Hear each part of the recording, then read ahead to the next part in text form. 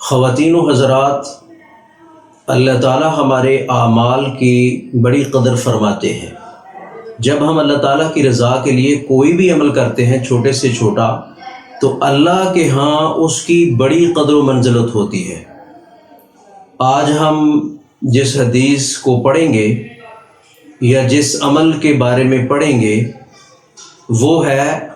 مساجد کی طرف اٹھنے والے ہر قدم کا ثواب۔ اللہ تعالیٰ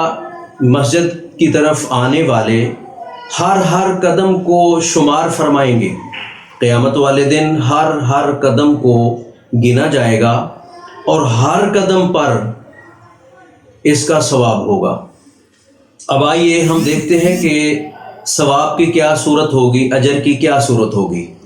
نبی مکرم رسول معظم صلی اللہ علیہ وسلم نے فرمایا، اذا توضأ فاحسن الوضوء، جب کوئی شخص اچھا وضو کرتا ہے، ثم خرج الى المسجد، پھر وہ مسجد کی طرف نکلتا ہے، لا یخرجہ الا الصلاۃ، وہ اپنے گھر سے مسجد کی جانب اس لیے نکلا ہے کہ وہ نماز پڑھے گا، یعنی کسی دنیاوی غرض کے لیے نہیں گیا، اللہ کی عبادت کرنے کے لیے، نماز ادا کرنے کے لیے وہ مسجد کی طرف جانا چاہتا ہے، تو نبی علیہ الصلوۃ والسلام نے فرمایا، لم یخط خطوۃ الا رفعت له درجہ، اس کا ہر قدم جو اٹھتا ہے اس پر اسے ایک نیکی ملے گی، اس کا ایک درجہ بلند ہوگا،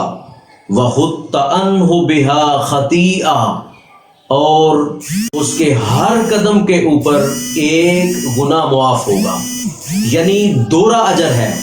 ایک درجہ بلند ہوگا، ایک نیکی ملے گی اور ایک گناہ بھی معاف ہوگا۔